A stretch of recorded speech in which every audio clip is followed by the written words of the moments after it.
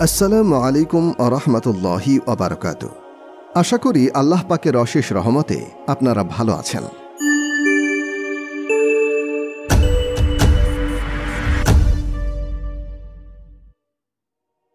প্রিয় বোনেরা, আমাদের অন্তর তো সর্বক্ষণ আল্লাহ তাআলার ভালোবাসায় ভরপুর থাকতে হবে।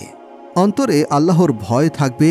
আল্লাহর আদেশ নিষেধ মানার মধ্যেই তো আমাদের কামিয়াবি। আমাদের বাঁচা, আমাদের মৃত্যু, আমাদের জীবন, আমাদের সম্পদ, আমার সব কিছুই তো আল্লাহর জন্যই।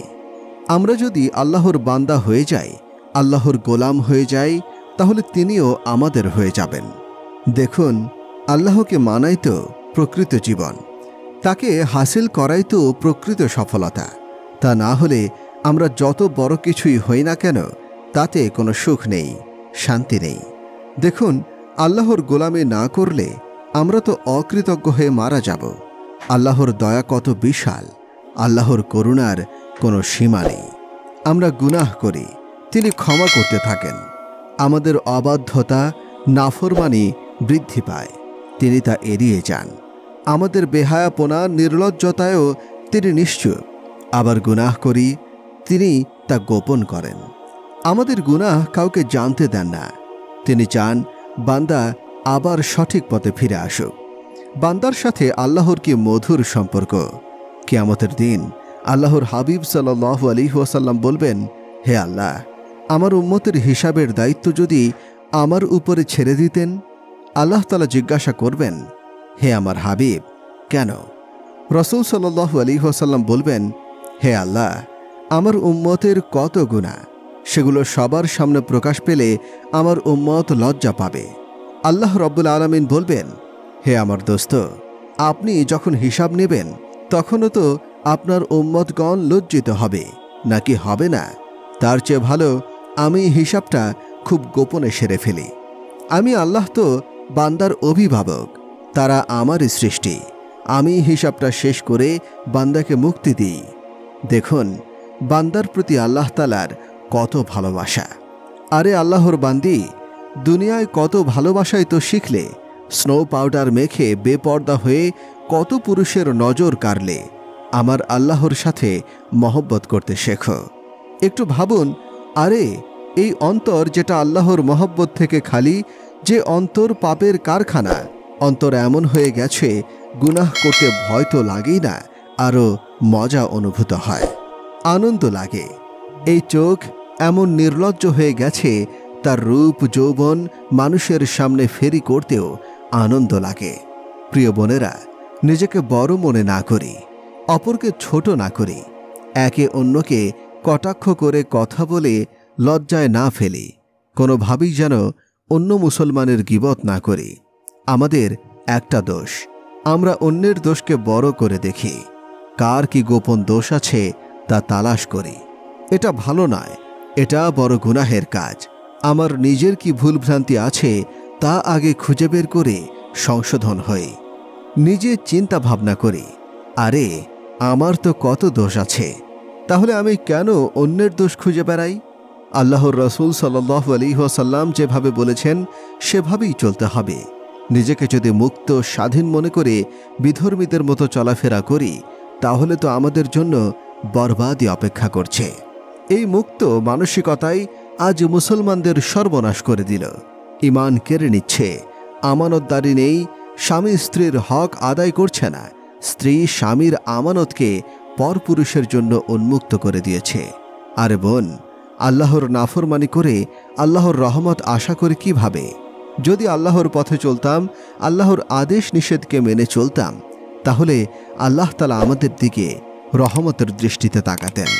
আল্লাহর রাসূল সাল্লাল্লাহু আলাইহি ওয়াসাল্লামের আদর্শকে জীবনের সবচেয়ে বড় নিয়ামত মনে করে অনুসরণ করতে হবে।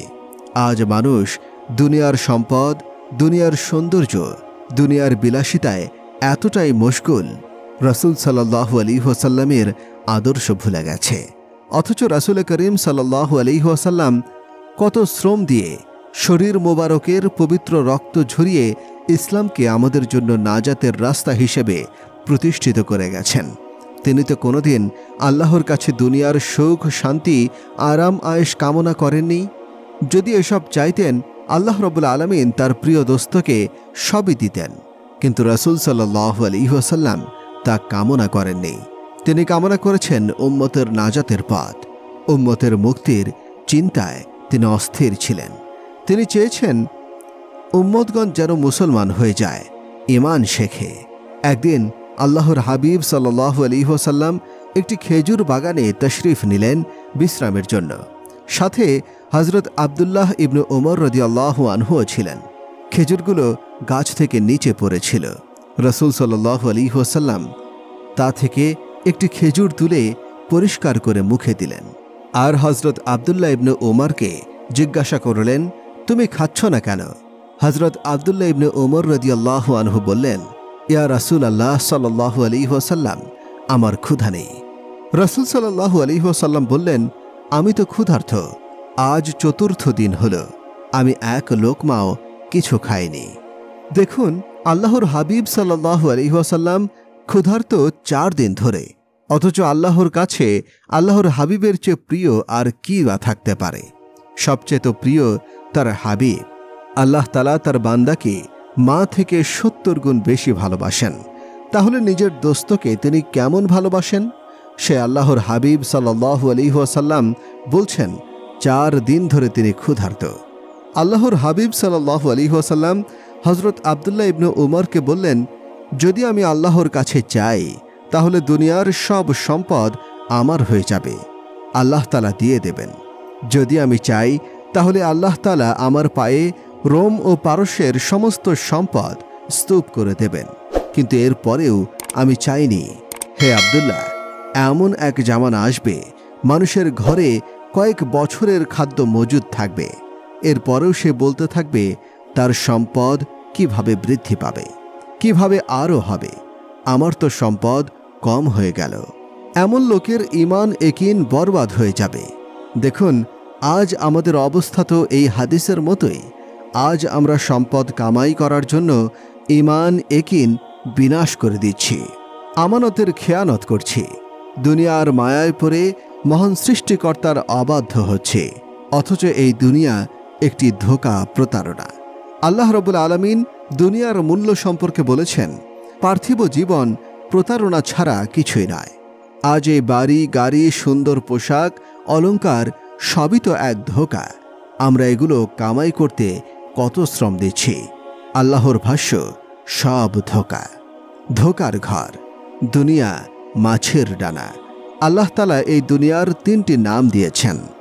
1 ধোঁকার ঘর, 2 মাছের ডানা, 3 মাকড়সার জাল।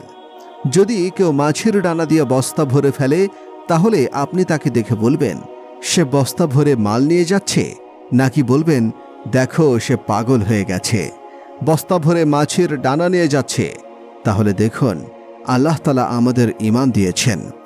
আল্লাহর রহমতের এত বড় অনুগ্রহ আমাদের উপর বর্ষণ করেছেন যে আল্লাহ তাআলা আমাদের মুসলমান হিসেবে কবুল করেছেন। সারা পৃথিবীর কাফিররা মুসলমানদের কারণে বেঁচে আছে।